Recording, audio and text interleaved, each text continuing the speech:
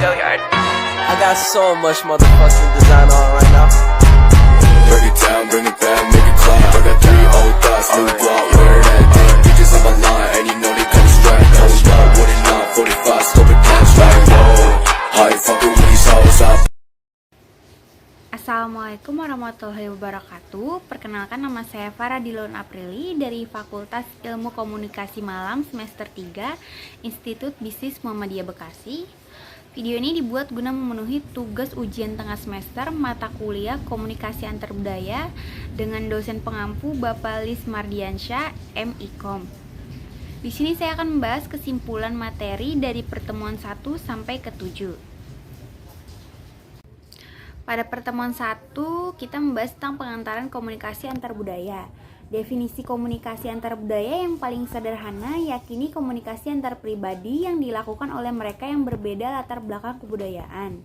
Komunikasi antar budaya merupakan pertukaran pesan-pesan yang disampaikan secara lisan, tulisan, bahkan secara imajiner antara dua orang yang berbeda latar belakang budaya. Tujuannya itu satu, untuk membangun rasa saling percaya dan menghormati sebagai bangsa berbudaya. Yang kedua ada kritis THD cultural domination. Yang ketiga ada melakukan usaha damai dalam upaya mereduksi perilaku agresif dan mencegah terjadinya konflik. Keempat yaitu mengenal budaya lain dengan lebih mudah. Kelima, membangun sikap empati sosial pada budaya yang berbeda. Pada pertemuan kedua, kita akan membahas mengenai kesimpulan dari materi budaya sekretarian komunitarisme global dan komunitarisme multikulturalisme.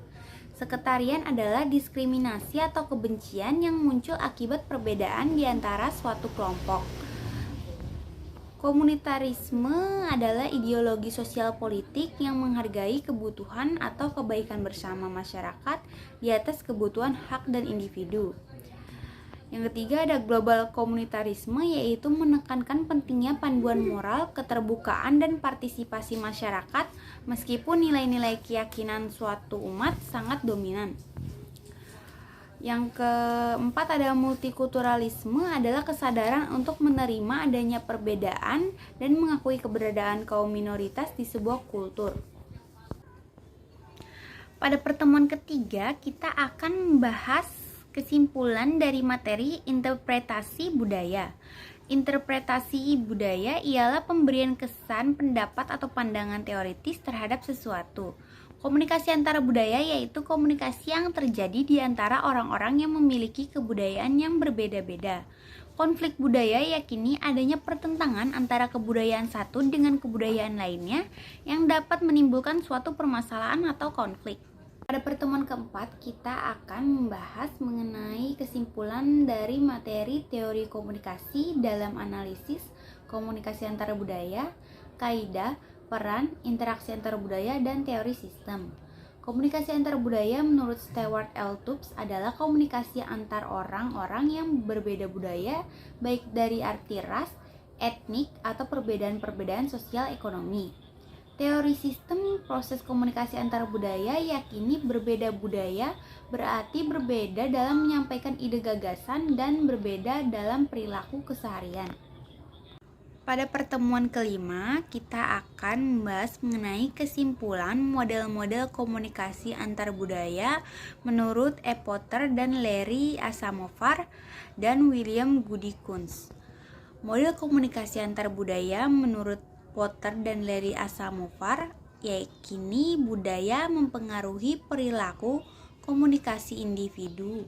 Budaya yang berbeda akan menghasilkan pengaruh serta sifat komunikasi yang berbeda pula.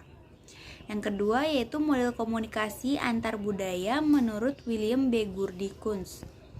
Dalam model ini, masing-masing individu berperan sebagai pengirim sekaligus juga penerima pesan. Dengan begitu, pesan yang disampaikan seseorang merupakan umpan balik untuk lawan bicaranya. Pada pertemuan ke-6, kita akan membahas mengenai kesimpulan dari materi masyarakat media, masyarakat konsumen media, masyarakat maya, dan masyarakat informasi. Masyarakat media terdiri dari adanya 1. Komunitas virtual, 2. Adanya masyarakat massa dan masyarakat konsumen, ketiga, media massa menjadi alat penyebar pesan, keempat, media massa menjadi alat paling mutakhir dalam bidang politik. Yang kedua, ada masyarakat konsumen media yang terdiri dari 1. Masyarakat yang konsumtif, mementingkan makna dibandingkan kebutuhan sebenarnya. Yang kedua, ada transformasi masyarakat membuat media massa mendikte halayak dalam bayangan citra. Yang ketiga, munculnya pemaknaan simbol untuk mengukur kelas tingkat sosialita. Yang keempat, ada media massa membuat apa yang dikonsumsi masyarakat bukanlah komoditas benda. Yang ketiga, ada masyarakat informasi, yakni terdiri dari 1. Kebutuhan mendapatkan informasi lebih tinggi dibandingkan kebutuhan lainnya. Yang kedua, munculnya masa tanpa waktu. Dan ketiga, adanya flag timer. Pada pertemuan ke-7, saya akan membahas kesimpulan mengenai materi budaya dan isu gender. Definisi budaya menurut E.B. Taylor adalah suatu keseluruhan kompleks yang meliputi pengetahuan, kepercayaan, seni, kesusilaan, hukum, adat istiadat, serta kesanggupan dan kebiasaan lainnya yang dipelajari manusia sebagai anggota masyarakat. Identitas gender adalah apa dan bagaimana seseorang mengidentifikasikan diri sebagai perempuan, laki-laki, atau yang lainnya. Identitas gender bersifat subjektor dan didasari pada perasaan dan sangat personal. Sekian kesimpulan dari saya, kurang lebihnya mohon maaf. Wassalamualaikum warahmatullahi wabarakatuh.